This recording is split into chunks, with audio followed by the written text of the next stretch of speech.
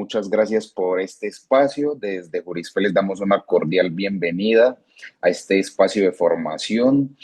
Bueno, hoy les traje como tema el sistema de responsabilidad penal para adolescentes y lo vamos a enfocar desde una perspectiva en Latinoamérica, ¿sí? Y obviamente vamos a mirar también nuestro ordenamiento jurídico peruano de una manera pues general, cómo es este sistema de responsabilidad penal o cuando hay un menor en conflicto con la ley penal, cómo se resuelve esa controversia, ¿sí?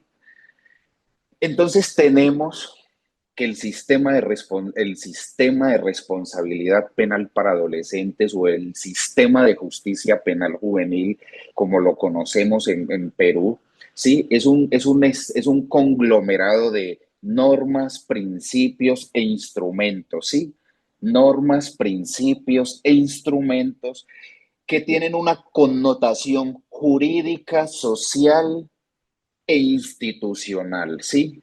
Estos son como los tres componentes que vienen a entrar a jugar en el momento en que hay un pequeño infractor o un adolescente en conflicto con la ley penal, ¿sí? Son tres factores, el jurídico, el institucional y el social. El jurídico porque ellos tienen un tratamiento especial, ¿sí? Sabemos que tienen un tratamiento especial, que son menores, que de una u otra forma no tienen esa capacidad jurídica para decidir sobre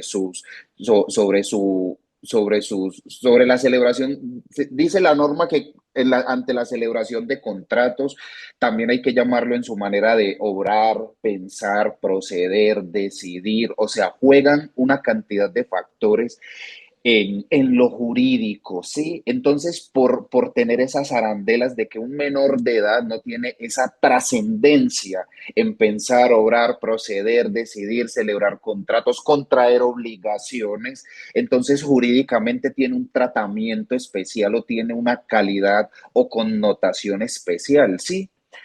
Institucionales porque al tener la calidad especial, tienen que jugar unas entidades estatales destinadas a ese tratamiento especial, a que por ser menor, te vamos a tratar en tu calidad de menor o de adolescente, infringiste la ley penal, pero te vamos a tratar de una manera diferencial y hay instituciones para darte un tratamiento especial y diferencial, ¿sí? Y social. Lo voy a dejar un poquito abierto porque más adelante lo vamos a ahondar, ¿sí? En el sistema de justicia penal juvenil no vamos a hablar de la resocialización, ¿sí? Vamos a hablar de la restauración. Entonces, ese componente social lo vamos a desarrollar en el camino, lo vamos a ir, digámoslo así, madurando a medida de que va trascendiendo la, la exposición. Pero aquí les voy a dar un pedacito, ¿sí? Ese componente social, institucional y jurídico reposa o se encuentra o se consolida o se sincroniza en un sistema pedagógico, ¿sí? Por eso les decía, un sistema restaurativo, no es un sistema resocializador, es un sistema restaurativo, es un sistema pedagógico, es un sistema social, cultural, institucional, es institucional, estatal y jurídico, ¿cierto? Al menor no se castiga, al menor se restaura, al menor no se le dice que infringir la ley penal trae cierta consecuencia, sino que se infunden pautas de comportamiento. Por eso hablaba ahora de pensar, obrar, decidir, actuar, patrones de comportamiento, ¿sí? Por eso su sistema es pedagógico, su sistema es premial, ¿sí? Acá en Colombia, nosotros el sistema de responsabilidad penal para adolescentes tiene un componente que nosotros le decimos justicia premial, eh, justicia restaurativa, justicia pedagógica. Miren que no estamos hablando en ningún momento del componente de la resocialización, porque el menor al ir a un escenario de carácter preventivo, a un escenario penitenciario, ¿cierto? Ya sería esa la última ratio, sí, ya sería esa la última instancia. Siempre y para siempre tiene que haber un sistema pedagógico, un sistema restaurativo, ¿sí?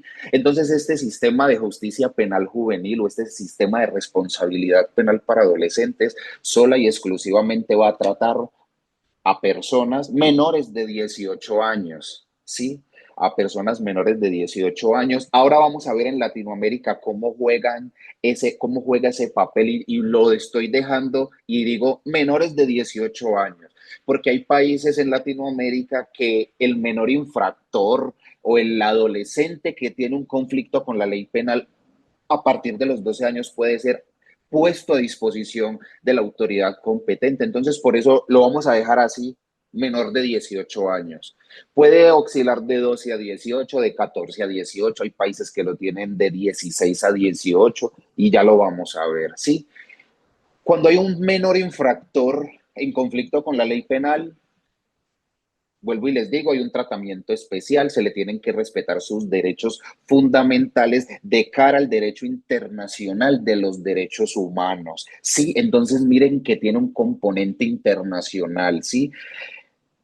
Dice que se tiene que garantizar el respeto de sus derechos fundamentales, que tiene que haber unas medidas proporcionales a su edad y a su proceso de desarrollo, ¿cierto? Imagínense en un niño de 11 años preso, o sea, en un sistema de detención preventiva en establecimiento carcelario, ¿cierto? No, o sea, su proceso de desarrollo no le permite estar en ese escenario, ¿sí? Entonces, hay un tratamiento pedagógico, hay un sistema de comportamiento, ¿sí?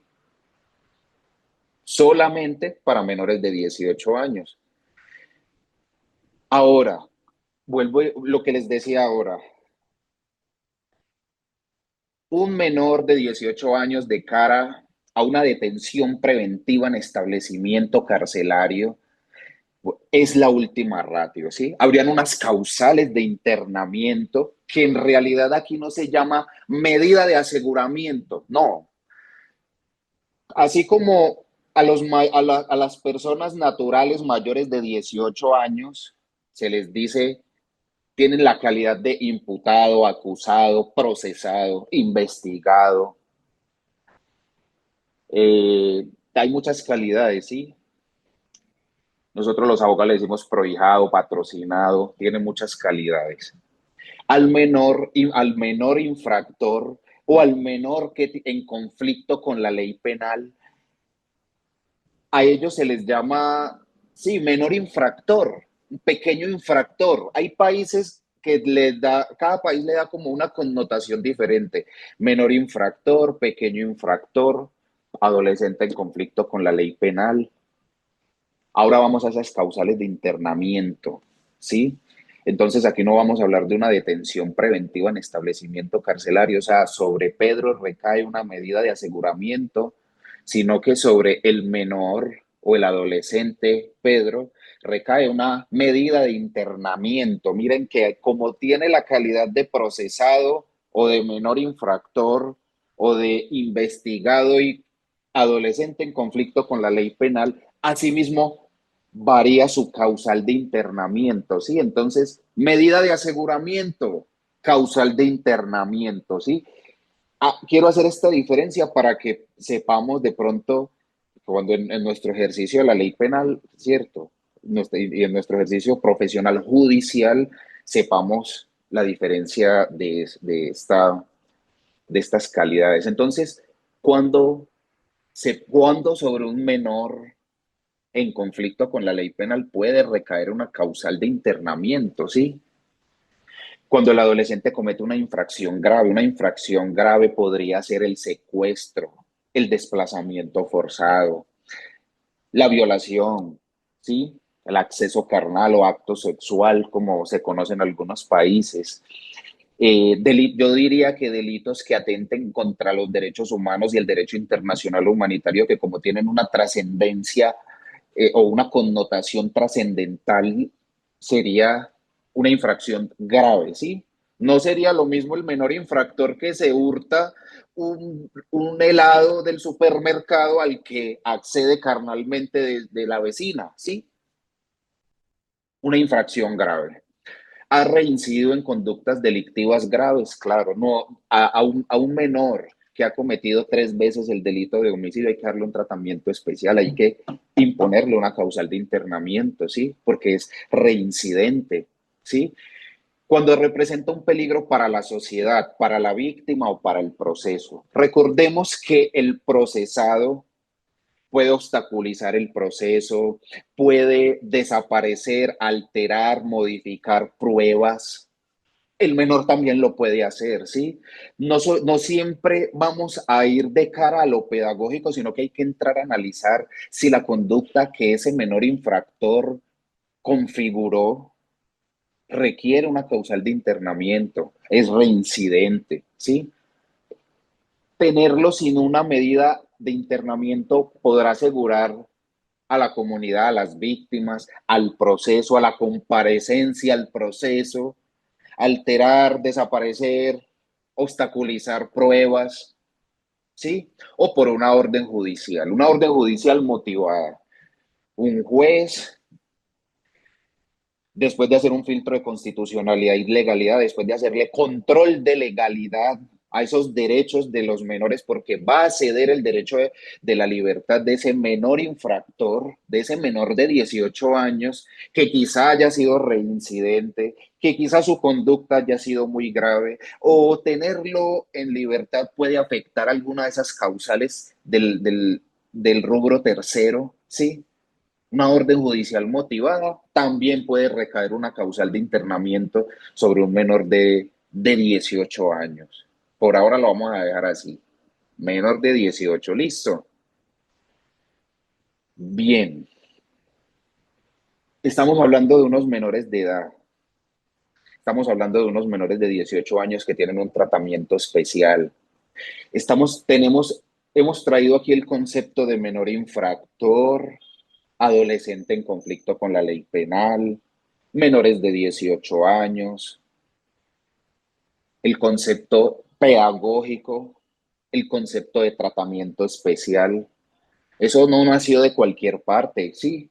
Hay unos principios internacionales y constitucionales, sí, que eso lo traemos por medio del bloque de constitucionalidad. Tenemos las reglas de Beijing, sí. Tenemos la Convención sobre los Derechos del Niño de 1989, las reglas de Tokio, ¿sí? Estos tratados internacionales como las directrices de Riad, las reglas de Bangkok, y en síntesis los derechos humanos, el derecho internacional humanitario, ¿sí? A grosso modo, de una manera global, estos 6 instrumentos internacionales nos traen medidas especiales de protección a los derechos de los niños. Hablan de la justicia juvenil. Por ejemplo, el instrumento internacional de las reglas de Beijing habla de la justicia juvenil, trae el componente de las medidas educativas para ese menor infractor, ¿sí? Trae la medida pedagógica como sanción punitiva, como sanción penal para ese menor infractor, ¿sí? Nunca trae el componente establecimiento carcelario, privación de la libertad, no. El componente de la Convención de los Derechos del Niño y el componente esencial de las reglas de Beijing, ¿sí? Habla de la justicia juvenil, habla de las alternativas, habla de reemplazar la prisión sobre un mecanismo restaurativo, ¿sí? Ahora, las reglas de Bangkok, y como por eso les digo, de manera síntesis, de manera global, porque cuando nace la Convención de los Derechos del Niño, que es la base universal, ella va desencadenando las reglas de Beijing, que trae las medidas educativas, ¿sí? Las reglas de Tokio, ahí nace en 1990 y dice, demos otras alternativas de la prisión, ¿sí? O sea, que hayan otros mecanismos punitivos para sancionar a los menores. Una va conllevando a la otra, ¿sí? De manera global, por eso les digo. Estos 6 instrumentos internacionales, ¿de qué hablan? De garantizar la dignidad, la prohibición de tortura, de penas, de tratos crueles, de penas inhumanas para los menores de 18 años en contexto de la configuración de un delito, ¿sí? Si un menor comete una infracción penal, hay que protegerlo, hay que darle un enfoque diferenciado y hay que darle unas medidas sancionatorias o unas medidas punitivas diferentes, ¿sí? Vamos a infundirle el tema de la educación, vamos a infundirle la familia. También recuerden que cuando hay un menor infractor o un adolescente en conflicto con la ley penal, también se activa un proceso administrativo, un proceso administrativo de restablecimiento de derechos para ese menor. Sí, o sea, entran en fuego muchas cosas, ¿sí? Entran a jugar muchísimos elementos cuando ese menor comete ese delito, ¿sí? Mecanismos restaurativos, mecanismos pedagógicos, medidas alternativas para sancionar punitivamente al menor infractor. 6 instrumentos internacionales claves, ¿sí? Ahora, ya hablamos de esos instrumentos internacionales, ¿sí? Ahora hablemos de los principios rectores. La anterior diapositiva nos habla instrumentos internacionales de carácter global, de carácter universal, cómo se, qué instrumentos nacen de cara a la protección de los menores en conflicto con la ley penal, pero hay unos principios, ¿sí? Los 4 principios principales que utilizamos en todos los países de Latinoamérica y del mundo, porque vuelvo y les digo, colegas, esto nace y subyace de un tratado internacional, ¿sí? El interés superior del menor. Sabemos que todas las decisiones administrativas, judiciales que se toman, siempre van a prevalecer los derechos de los niños, niñas y adolescentes. Cualquier operador judicial, al tomar una decisión, siempre tiene que revisar si esa decisión que él va a tomar puede afectar, puede no, afecta el derecho de algún menor para él protegerlo o para modificar esa decisión que no afecte ese interés superior, prevalece sobre los derechos de los demás, ¿sí?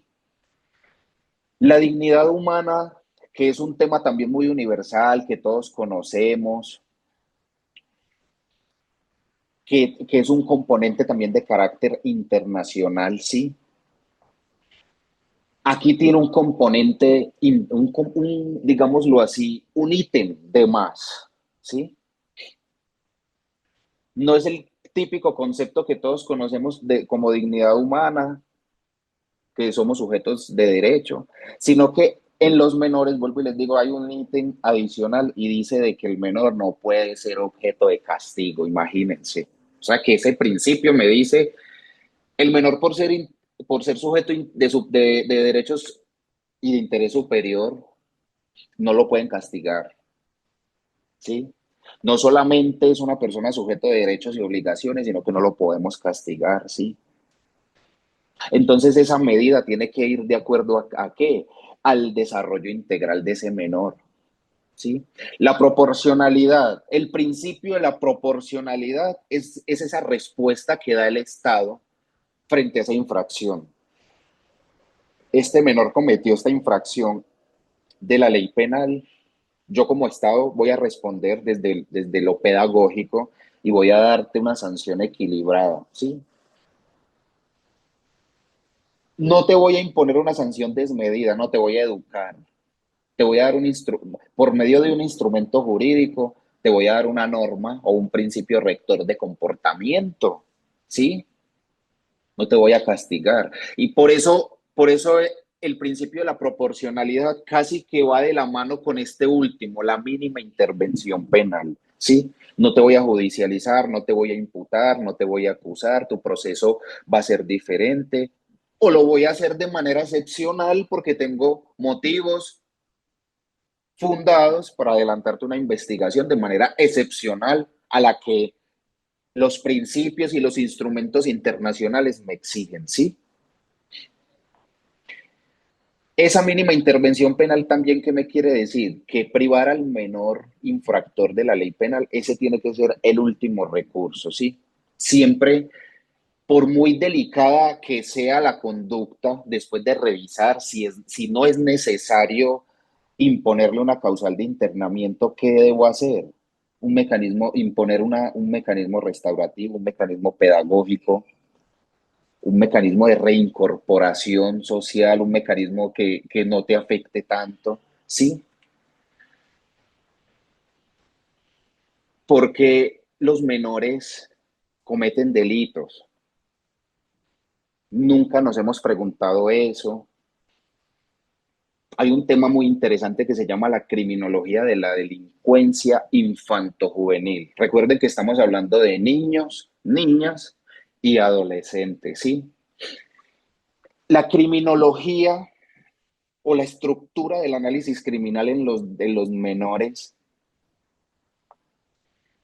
hay tres connotaciones muy importantes o tres factores o tres elementos importantes que estudia la criminología en la delincuencia infantojuvenil y son las dinámicas familiares, las dinámicas sociales, educativas y mediáticas que las abarcan en un solo componente y el psicodesarrollo, ¿sí? El psicodesarrollo que viene a ser como lo personal. Hablemos del crecimiento, desarrollo, las hormonas, la madurez sexual, ¿sí?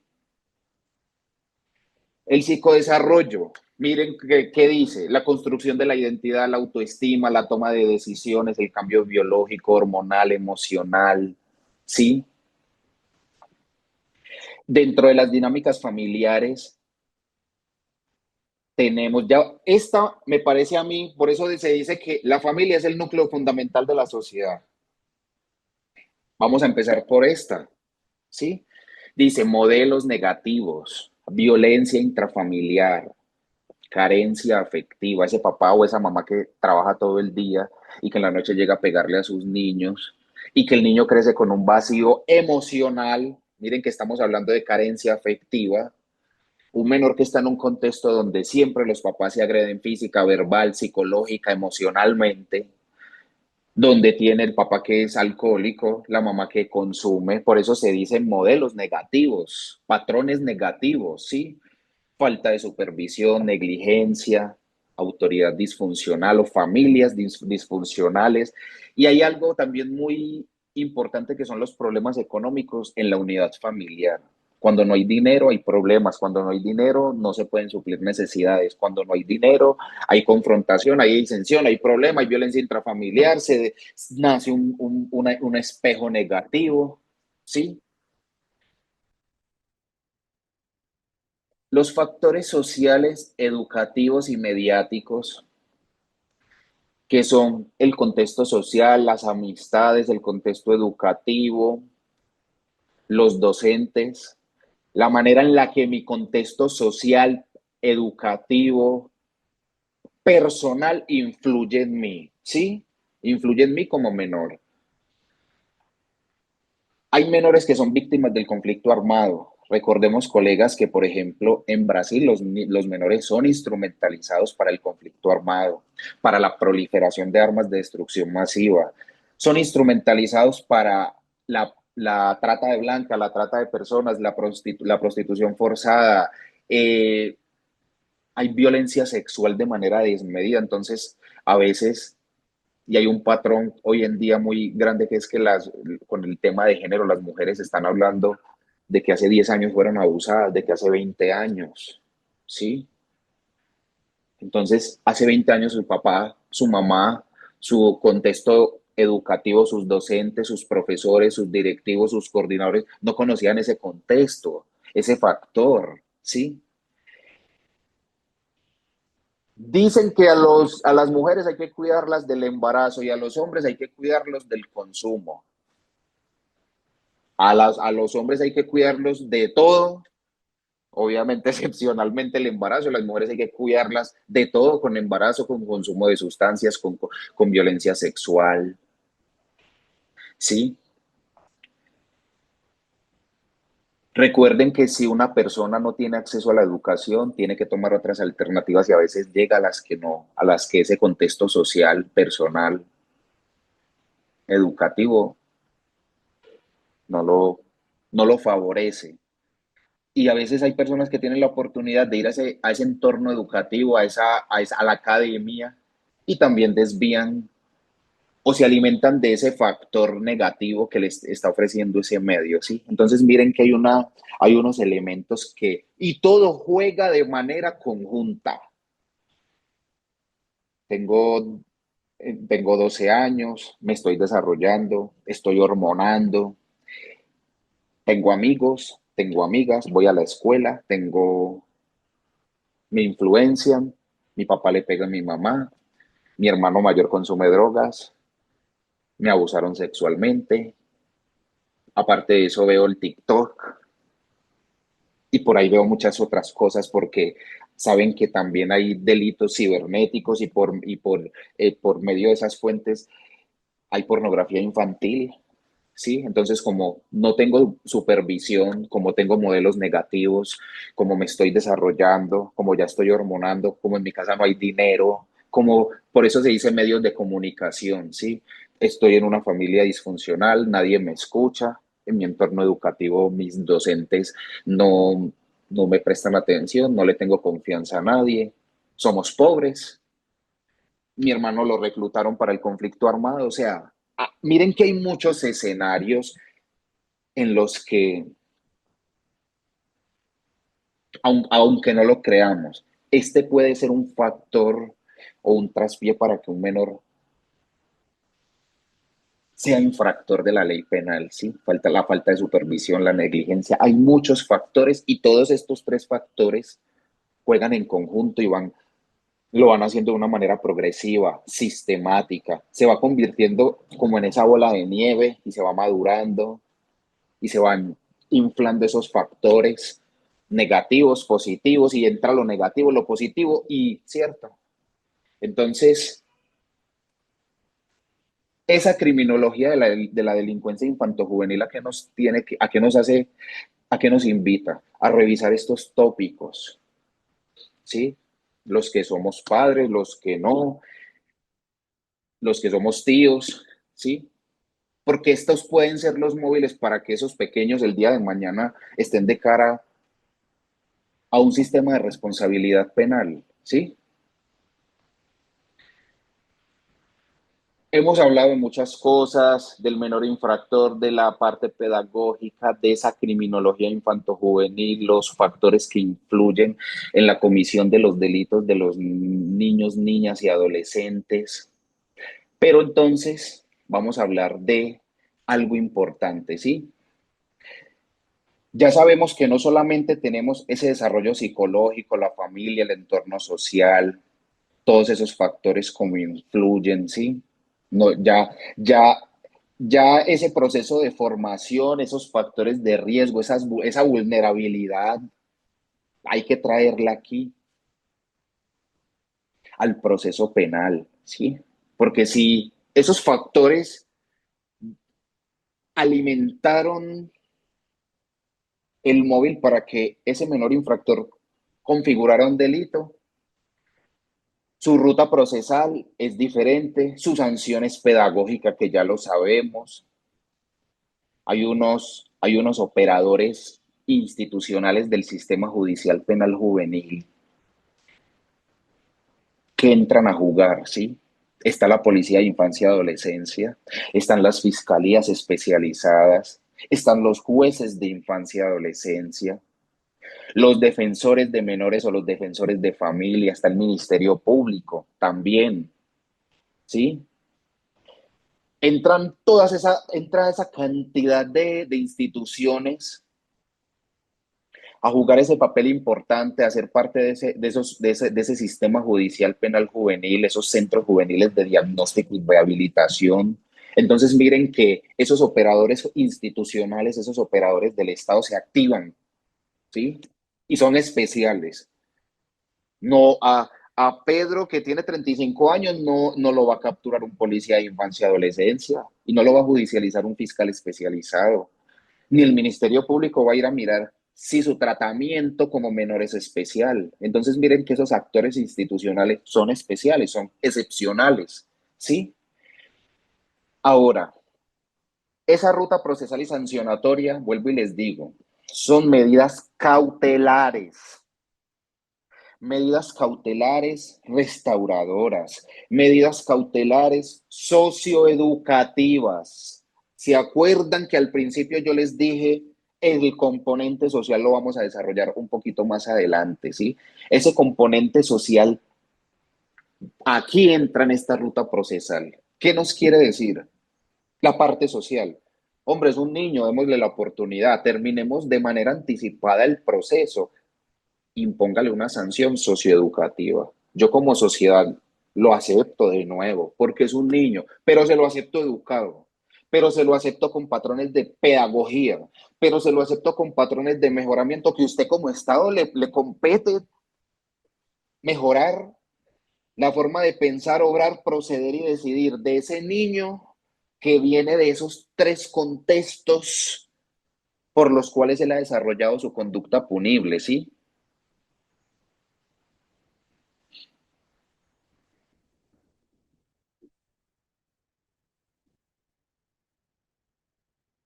Otra cosa, el componente de política criminal, ¿sí?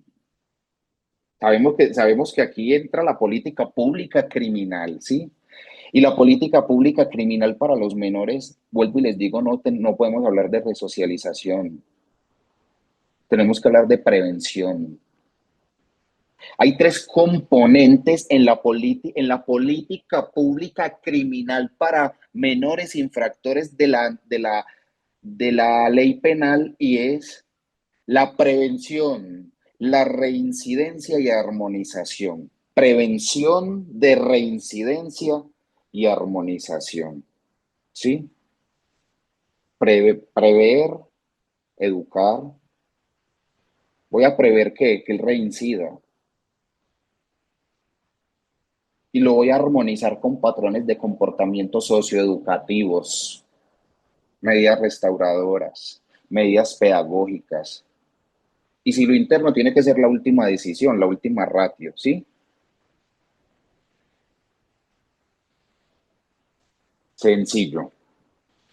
Vamos a ver ahora la ruta judicial y sancionatoria del menor infractor en Perú, ¿sí? Esto está contemplado en el artículo 186 al 241 del Código de los Niños y Adolescentes, ¿sí?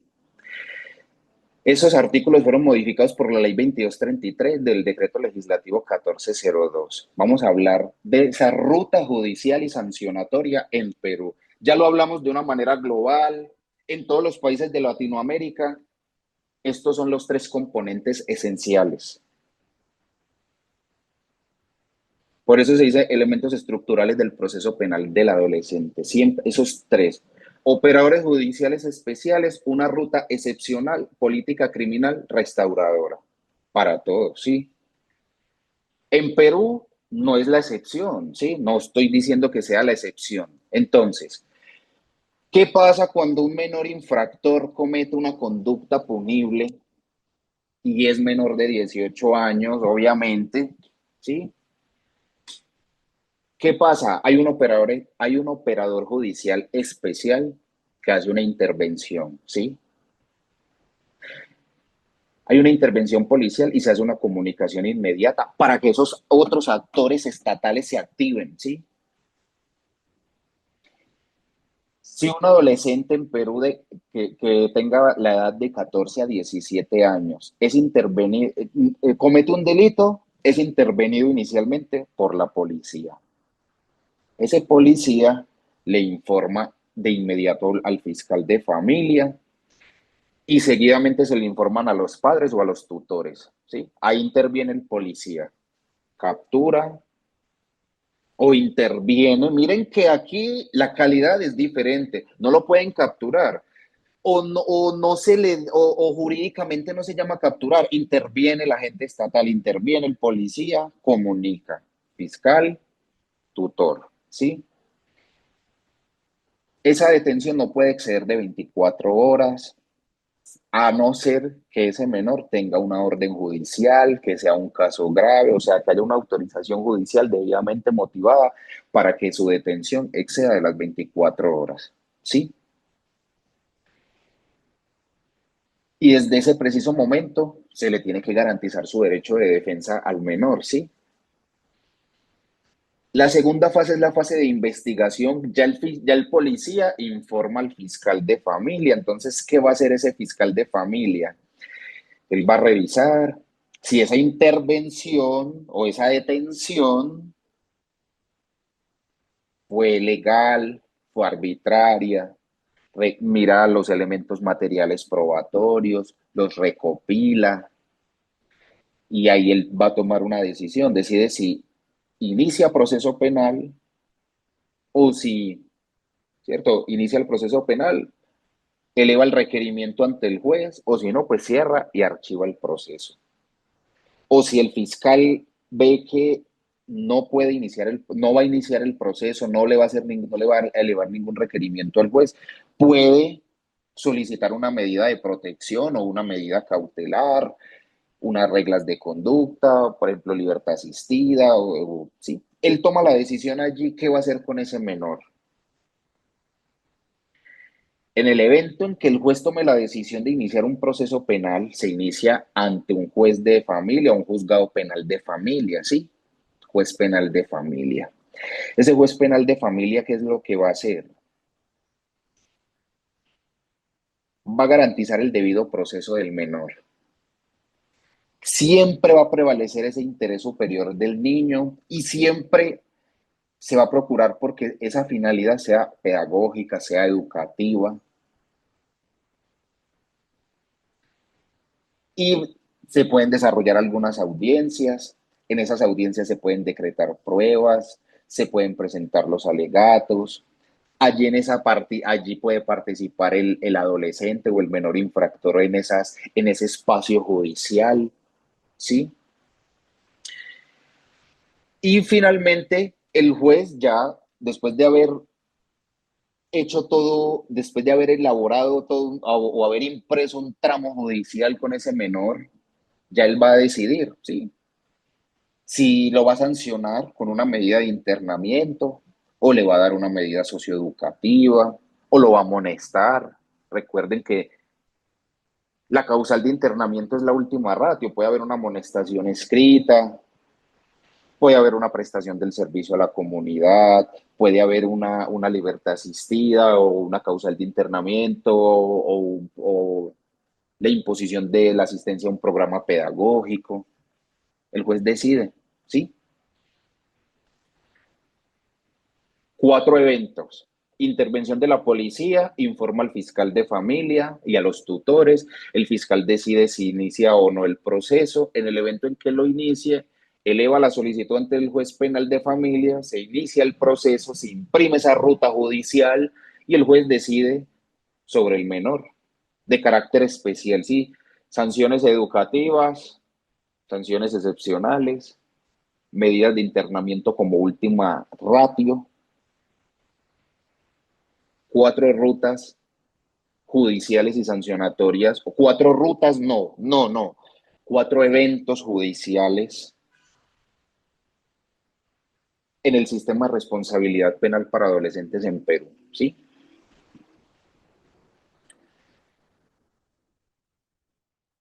La exposición tiene un componente de derecho comparado, ¿sí? Vamos a hablar del derecho comparado, ese menor infractor de la justicia penal en los países de Latinoamérica. Y tenemos este cuadro, ¿sí? Voy a mover aquí. Eso. En Perú, la edad mínima para, para judicializar a un menor infractor de la ley penal empieza desde los 14 años, al igual que en Colombia y al igual que en Chile. Miren que en Argentina los menores no son judicializados desde la edad de 16 años porque allá el índice no es tan alto. Allá los menores no tienen un índice alto de infringir la ley penal. Entonces no los judicializan desde una edad tan temprana como ocurre en México y en Brasil, que los niños son instrumentalizados, son reclutados, son vinculados al conflicto armado, los papás y los tutores, hasta, ¿cierto? O sea, hay una cantidad de escenarios trascendentales con los menores y el escenario es tan trascendental que no es una conducta punible cualquiera, no es el menor que va y como se los decía ahora, va y se hurta el yogur de la tienda o va y se roba el confite del supermercado, ¿sí? Los menores son muy vulnerables con temas de narcotráfico, armamento, mucho conflicto armado, mucho conflicto y los vinculan, como les digo, cierto, a grupos al margen de la ley, a cometer delitos casi que de lesa humanidad. Entonces, la intervención allá es más temprana en México y en Brasil, como lo pueden observar, ¿sí? Cada país tiene un sistema diferente. Miren que en Perú hablamos del sistema penal juvenil, en Colombia hablamos de nuestro sistema penal para adolescentes, sistema integral de justicia para adolescentes, cada uno tiene un nombre diferente. Son iguales el de Argentina y Perú, a pesar de que los menores son judicializados de una edad mínima diferente. Estatuto del Niño y del Adolescente y la Ley de Responsabilidad Penal para Adolescentes, ¿cierto? Cada una tiene unas medidas excepcionales o hay unas medidas pedagógicas, socioeducativas. Acuérdense que aquí la prisión es la última ratio, ¿sí? En Perú, en Colombia y en Chile,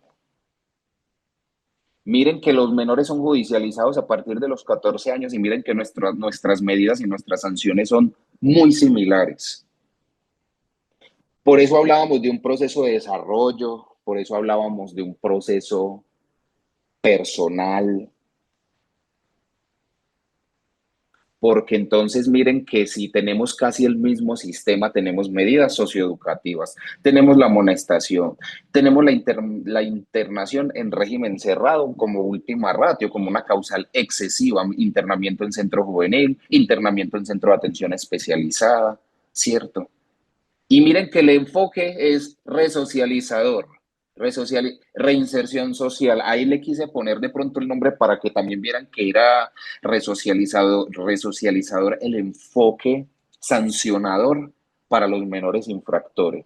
Pero miremos ahora Argentina, ¿sí? Miren que ellos no son judicializados ni desde los 12 ni desde los 14, sino desde los 16 y miren que hay un tratamiento ambulatorio, ¿sí? El programa de ellos es preventivo, preventivo. Tenés 16, antes de que llegues a los 18 vamos a evitar que, ¿sí? Por eso se le llama eso un tratamiento ambulatorio. Vamos a intervenir antes de, ¿sí? Te vamos a ayudar antes de que cuando llegues a esa edad, infrinjas la ley penal, como allá la sanción es más severa, voy a prevenir, ¿sí? Y el enfoque de ellos es tan preventivo que miren que los sancionan desde los 16 años en adelante. No tienen un índice tan alto, pero Brasil y México sí. Miren que ambos tienen el sistema de ellos.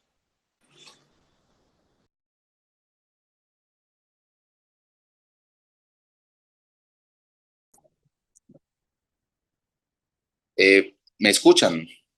Sí, Sí, se me fue doctor. el audio. Sí, doctor, se lo escucha Se me correctamente. fue el audio, se me fue. Listo, ahora sí. Perdón, se me había ido el audio. Les decía que miráramos en Brasil y en México. En Brasil y en México, miren que inmediatamente hablamos de miren que en Brasil se habla advertencia, ¿sí? Claro, los menores allá son instrumentalizados y en las favelas que llaman, en las favelas se ve mucho que los menores salen a cometer delitos, son enviados por sus padres, entonces hay una advertencia y como hay una advertencia y como hay como hay un sistema trascendental y mientras más pequeños sean, más vulnerables son a infringir esa ley penal, entonces miren que inmediatamente ellos hablan de internamiento en centro de reinserción, internamiento, libertad asistida, medidas de reparar el daño, o sea que ellos son más, intervienen más al menor, son un poco más invasivos a la hora de intervenir a ese menor, ¿sí? Internamiento temporal, enfoque educativo, a pesar de que el enfoque de ellos también es educativo, es restaurativo, es pedagógico, son un poco más, intervienen más al menor en el entendido en que para ellos el mecanismo o la causal de internamiento no es la última ratio, ¿sí? Ellos desde el primer momento pueden imponer que ese menor infractor pues esté de cara a la detención preventiva en establecimiento carcelario, ¿sí? Bueno, para terminar, acuérdense que estábamos hablando de un sistema reparador, pedagógico, restaurador.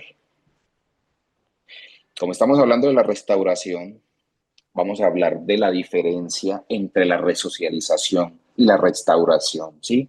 ¿Por qué vamos a hablar de estos dos conceptos? Porque miren que cada país de Latinoamérica tiene un enfoque, miren los enfoques, resocializador, restaurativo, educativo y restaurativo, integral, miren que Chile tiene un enfoque integral y restaurativo, o sea que el enfoque de ellos es educativo y restaurativo, ¿sí?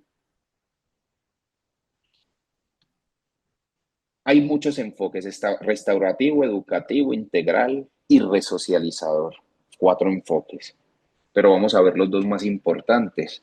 Si es integral, tiene ambos conceptos. Si es pedagógico, es educativo. Hablemos de la resocialización y la restauración. Miren que la resocialización dice que el menor aprenda comportamientos correctos y se integre a la sociedad, que cambie las conductas, se tiene que prevenir la reincidencia, se le impulsa o se le encamina al tema de la educación, la academia, trabaje, estudie, ¿sí?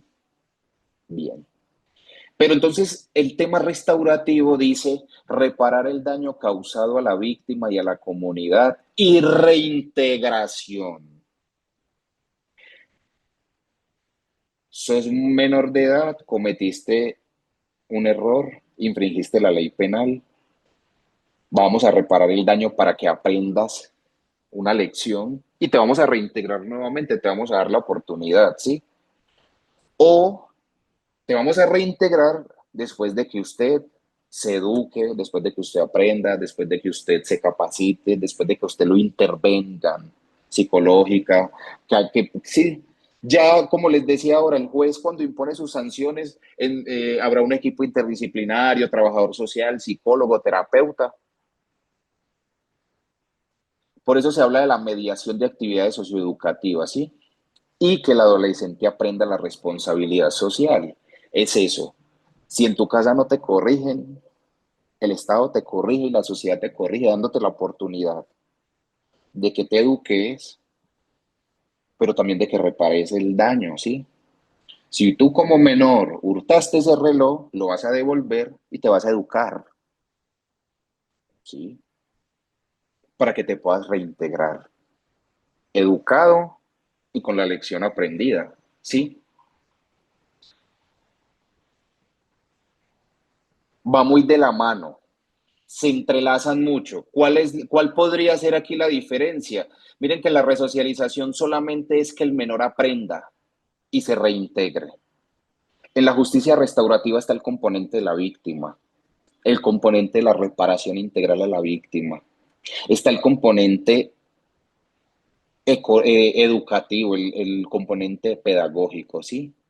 Acá solamente es aprenda, pero no te educamos. Por eso el concepto de resocialización va más enfocado hacia los mayores de 18 años. Infringiste la ley penal, vaya a prisión a aprender la lección, no te vamos a educar. Allá, mientras tanto, allá te pueden educar. pero al menor no lo vamos a enviar a prisión, primero lo vamos a educar y lo vamos a reincorporar y le vamos a dar la oportunidad, ¿sí? Muchas gracias. Este era el tema que les tenía preparado para hoy. Espero que les haya gustado. Si tienen alguna duda, pregunta, inquietud y tengo la respuesta, con muchísimo gusto. Y bueno, los escucho. Muchísimas gracias, doctor, por esta gran ponencia. En esta medida, estimados participantes, vamos a empezar la ronda de preguntas. Hemos dejado los lineamientos también en el chat de la sesión y vamos a trasladar primero las distintas redes sociales que se está retransmitiendo esta sesión. Nos dice Juan Pérez, muchas gracias, doctor, por su ilustrativa ponencia. Desde su experiencia en Colombia, ¿cuál considera que es el principal desafío al tratar la responsabilidad penal de adolescentes hoy en día? Bueno, el principal desafío, como en algún momento de la exposición se los dije,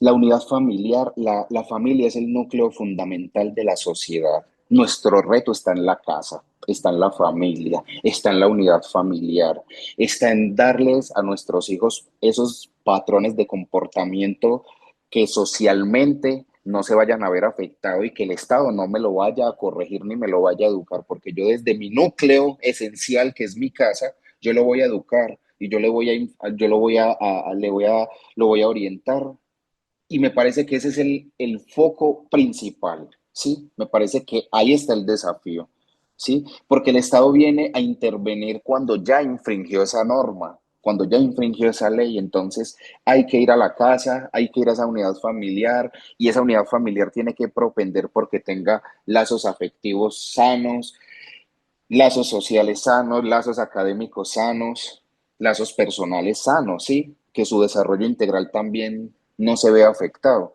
Entonces me parece que es la familia el reto que tenemos todos para evitar que uno de nuestros menores sea infractor de la ley penal. Muchas gracias por su respuesta, doctor. Pasamos a la siguiente pregunta. Ana Flores nos dice, doctor, felicidades por su claridad. ¿Podría compartir alguna experiencia en Colombia exitosa en torno a los programas de prevención del delito juvenil que pueda ser relevante en el contexto?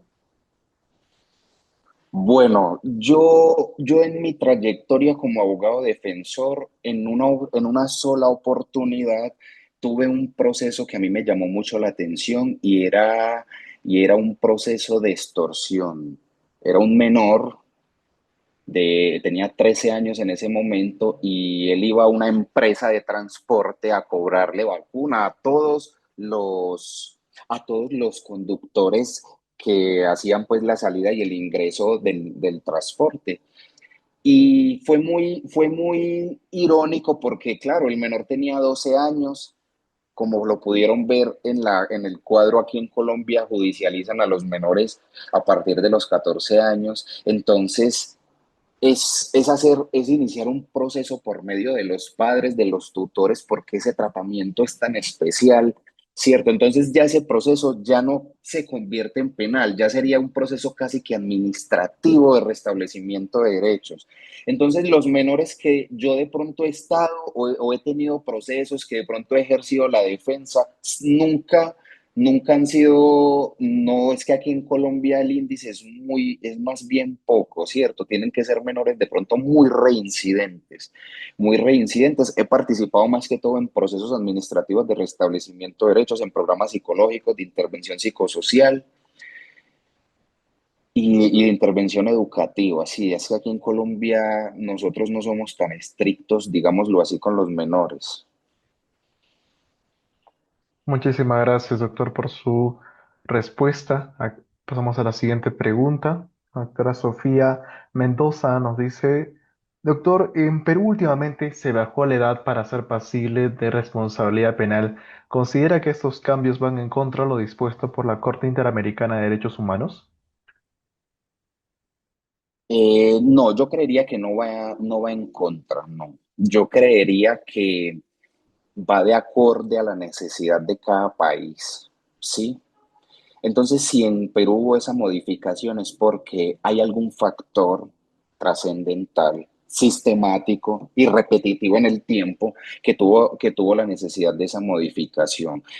Yo no soy partidario de pronto en que mientras más pequeños sean, menos intervenidos, ¿cierto? Mientras más pequeño no me toque, no. Mientras más pequeño hay que educar, hay que reparar, y me parece que ese sistema de responsabilidad, por ejemplo, en los países que lo tenemos de 14 años y de 16, sí, o sea, modificarlo de hecho hasta 12. Un niño a los 12 años tiene la capacidad de muchas cosas, ¿sí? Entonces, me parece que sí se puede modificar y que no iría en contravía de los derechos humanos, siempre y cuando, como les decía, se respeten esos principios, esos instrumentos, todo se haga en el marco de ese tratamiento especial y se eduque, ¿cierto? Entonces, no creo que vaya en contra de los derechos humanos, no. Muchas gracias, doctor. Pasamos a la siguiente pregunta. Nos indica Diego Castro, doctor, gracias. Una pregunta sobre la práctica. ¿Cómo se maneja procesalmente en Colombia la determinación de la edad del adolescente cuando existen dudas y qué implicancias tiene esto en la aplicación de la ley penal juvenil? Bueno, acá en Colombia inicialmente eso es lo que más o sea, siempre se hace una plena identificación del procesado o de la persona que está siendo investigada, ¿sí? Entonces hay algo que se llama la plena identificación, y en esa plena identificación se hace una verificación de datos. ¿Quiénes son tus papás? ¿Quiénes son tus progenitores? ¿Dónde vivís? ¿Dónde estudiás? ¿En cuál es tu contexto educativo? Entonces, es eso, se hace una verificación de derechos, y de hecho se levanta un acta de verificación de derechos donde se deja constancia de que todos los datos de ubicación, de localización del menor y de su tutor fueron verificados. Cierto, es eso. Ahora que la otra compañera me hacía la pregunta, ya me acordé, tuve un proceso que de hecho fueron 4 menores de edad que ellos fueron judicializados por hurto calificado y agravado y secuestro. Ellos pidieron un servicio de plataforma, tenían 17 años, piden un servicio de plataforma. eh, Le dicen al señor que sí, que haga la ruta. En medio de la ruta lo que hacen es que ya los niños iban armados, imagínense. Entonces, ¿qué hacen los muchachos? Los 4 niños, el que estaba armado le da un tiro en la pierna al conductor, el otro lo amarra y el otro dice que él va a conducir. O sea, un niño de 17 años al volante, el otro armado y el otro con el rehén, ¿sí? Y llegaron a un puesto de control y claro, la policía inmediatamente interviene. Por eso se habla de intervención. Lo intervienen, lo ponen a disposición del juez. Cuando nosotros llegamos a esa audiencia preliminar, el juez vuelve y verifica esos datos, vuelve y verifica, dice, bueno, vamos a verificar. ¿Y qué era lo que pasaba? Que ese día que cometieron el delito, uno estaba cumpliendo 18 años, el otro ya lo había cumplido hace un mes y los otros dos eran menores de 18 años. Entonces se van dos para el sistema de responsabilidad y se van dos para el sistema penal acusatorio, ¿sí? Los dos del sistema de responsabilidad penal, ¿qué creen ustedes? ¿Les imponen medida de internamiento, sí o no? Yo veo las manos. ¿Sí o no? Secuestro y hurto. ¿Qué creen?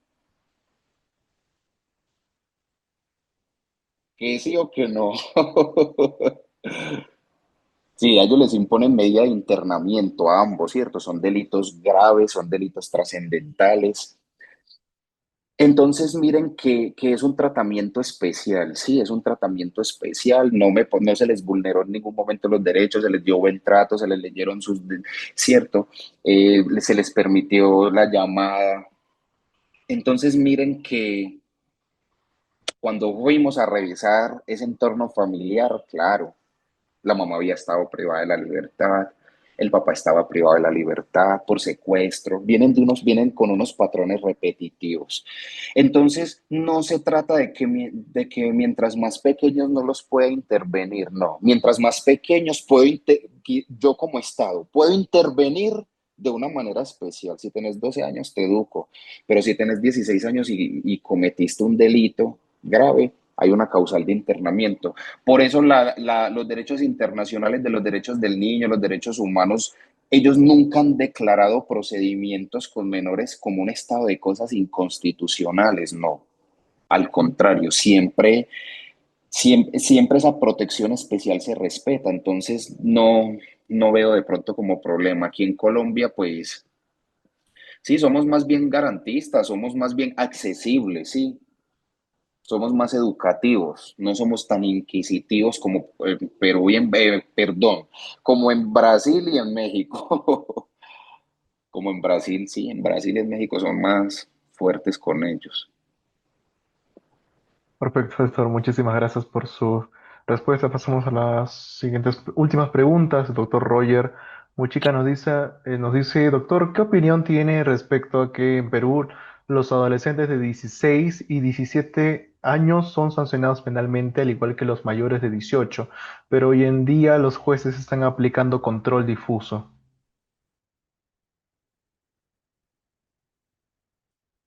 Me parece mal. Me parece mal porque hay una vulneración de derechos fundamentales, hay una vulneración de derechos constitucionales. Por eso hay un límite de edad, por eso está la cédula de ciudadanía, por eso está la mayoría de edad, ¿cierto? Y me parece que si les están dando a esos menores de 16 y 17 años un trato o los están sometiendo de 16 y 17 años a un sistema penal acusatorio, me parece fuerte, fuerte. Imagínese, un adolescente de 16 y 17 años en en un establecimiento carcelario de detención preventiva, delicado, ¿cierto? Entonces vienen después esos organismos internacionales, viene la Corte, viene la Comisión y nos sancionan. Para mí, esa actuación es un estado de cosas inconstitucionales, ¿cierto? O sea, perdón, no puede ser así. Más fácil. Sí, entonces, ¿qué está pasando? ¿Qué puedo yo percibir? Vimos la criminología infantojuvenil. Hay que entrar a revisar qué está pasando con esos menores de 16 y 17 años en Perú, que están tan reincidentes, que están cometiendo delitos tan graves, que los están sometiendo a a un sistema penal acusatorio, como si fueran mayores de edad, cuando el tratamiento es diferencial, es especial, es pedagógico, cuando su causal de internamiento es la última ratio. Entonces, llegan a Perú, la comisión, auditan eso y lo sancionan, porque eso va en contravía de los principios constitucionales, de las garantías internacionales, de esos instrumentos internacionales, ¿cierto? No puede ser así, no puede ser así. Más fácil, se crea un centro de internamiento para menores de 16 y 17 años con delitos graves y se someten al proceso penal con causal de internamiento, con medida de aseguramiento por haber cometido el delito grave. Y si la pena máxima, un ejemplo, en Perú es de 8 años, vamos a aumentarla a 10 años porque es que estos menores de 16 y 17 años ya tienen la capacidad de cometer un delito, no los podemos premiar. Vamos a aumentar ese lapsus punitivo para castigarlos. O sea, optar por otras medidas antes que vulnerarles los derechos a ellos. ¿Sí me entienden? Sería lo ideal, pero delicado que menores de 16 y 17 años estén sometidos al sistema penal acusatorio, claro, o sea, y un filtro de constitucionalidad y legalidad ahí, hacer un control de legalidad. Se declara ilegal todo lo que la fiscalía pretenda. O sea, no, hay que replantear eso, hay que replantearlo, ¿sí? Y el Muchas sistema de, gracias. pero a mí me gusta, pero ahí tienen que replantear esa parte porque no. Internacionalmente no está bien y claro, cierto. Y los jueces también lo saben, pero entonces hay que ir a hacer ese estudio criminológico de esos menores de 16 y 17 años, unas medidas para ellos más severas o incorporar en esa carta punitiva, en esos delitos prohibidos, e incorporar otros más, hacer aumentos de penas, medidas de internamiento más severas. otras medidas más severas para los menores en el marco de lo pedagógico, ¿cierto? Sí, hay que evaluar eso. Muchas gracias, doctor, por su opinión. Pasamos a la siguiente pregunta. El doctor Andrés dice, doctor, en su opinión, en el Perú el enfoque es de resociabilización del adolescente. ¿Quiere decir que estamos fuera de los instrumentos internacionales donde el enfoque debe ser restaurativo, educador o integral? No, no es que estén de pronto por fuera de los estándares internacionales, no, no. Lo que pasa es que, miren, vamos a volver aquí a esta diferencia entre resocialización y restauración, ¿cierto? Miren que en el tema de la resocialización no vemos el componente pedagógico ni educativo, sino que se habla de evitar esa reincidencia, ¿cierto? Y dice internamiento, libertad asistida, formación laboral y educación. O sea, si están presos es que se educan y trabajan. Si no, no. Entonces, en Perú, cuando ese menor infractor, cuando ese menor infractor de la ley penal está de cara al proceso penal, sí hay un proceso educativo, claro, hay una medida educativa, pero no es tan trascendental como en otros países,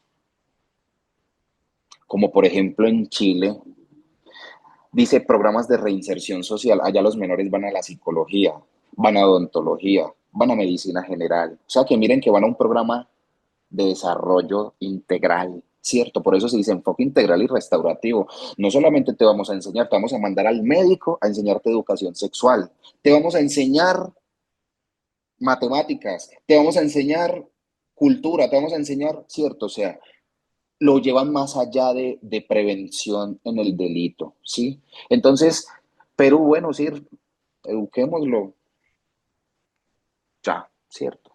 Eduquémoslo para que el tema restaurativo tiene el componente educador o pedagógico más arraigado.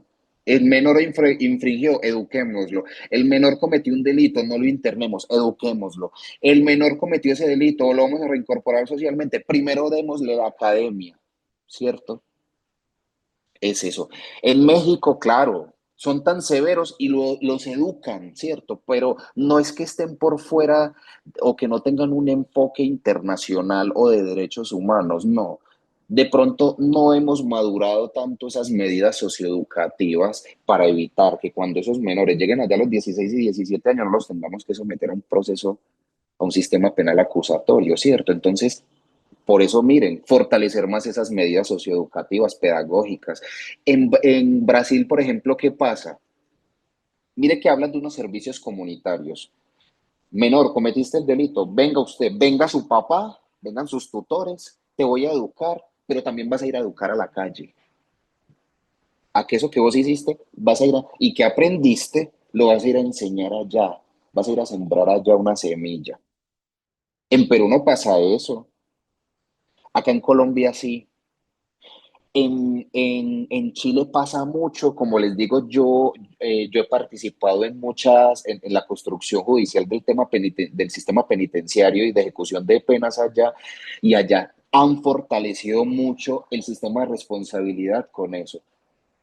Menor, infringiste la ley, ¿qué aprendiste? ¿Aprendiste esto? Vas a irlo a replicar en compañía de tus padres y de tus tutores, que también tienen que venir a ese proceso de supervisión. Entonces, en Perú no tienen de pronto tan madurado eso, ¿sí? Yo creería que podrían fortalecer las medidas socioeducativas y las causales de internamiento, ampliarlas, para evitar que esos menores se sometan al sistema penal acusatorio, que es muy severo, ¿cierto? Pero no, no me parece que estén por fuera de los derechos humanos o que no tengan ese componente, no. Sí lo tienen desde otro punto de vista, ¿cierto? Lo pueden madurar, lo pueden desarrollar más e incorporar en el sistema. Bueno, doctor, muchísimas gracias por su respuesta. Pasamos a la última pregunta, la doctora Elvira Sarmiento, que nos dice, doctor, muy interesante su exposición. Me gustaría saber qué diferencia hay entre la ruta judicial de Colombia con Perú y Perú entonces. Bueno, acá en Colombia, cuando el menor infringe la ley, hay unos delitos que ya nosotros sabemos, digámoslo, de entrada, si cometen esos delitos, hay medio de internamiento: extorsión, secuestro, homicidio, desplazamiento, delitos de lesa humanidad. Los demás delitos, participa Bienestar Familiar, participa el Ministerio Público, hay programas educativos, hay programas de psicología, hay programas de intervención psicosocial, los niños van a audiencia, los niños van a programas. Esos programas educativos son con psicólogos, con trabajadores sociales, con pedagogos, con terapeutas, les enseñan temas espirituales, les enseñan de Dios, les enseñan, cierto, muchas cosas, les muestran la cárcel, les muestran, hay unas medidas y les dicen como, si usted sigue cometiendo esto, mira el contexto al que se puede enfrentar más adelante, por eso te vamos a educar, ¿cierto? En Perú no pasa tanto eso, ¿cierto? Sí hay unas medidas socioeducativas que se pueden fortalecer, ¿cierto?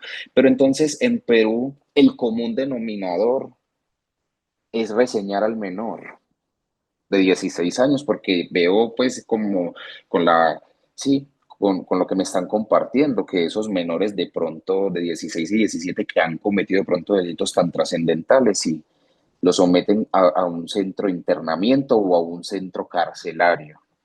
Pero entonces en Perú son más de la amonestación, del llamado de atención por escrito, de que te voy a dejar salir, pero te voy a dejar aquí la anotación, de que no te voy a internar, pero voy a llamar a tu papá a ponerle la queja y a dejarte aquí una carpeta, ¿cierto?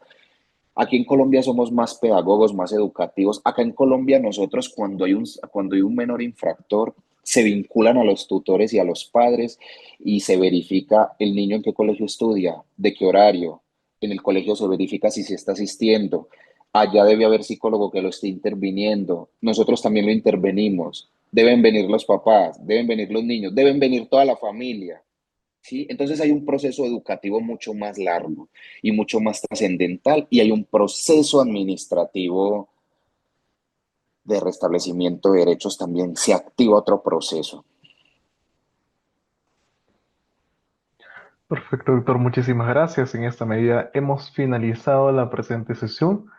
En principio, felicitando al doctor Jorge Luis Valencia Areiza por esta magnífica ponencia de responsabilidad penal de adolescentes, perspectivas desde la experiencia latinoamericana. Doctor, le agradecemos por esta magnífica sesión. Doctor, ¿alguna última palabra para despedir esta sesión, por favor? No, darles las gracias a todos, espero que les haya gustado, espero haber de pronto cumplido muchas de sus expectativas, espero que me den nuevamente la oportunidad, nos volveremos a ver y bueno, muchas gracias a todos por su participación.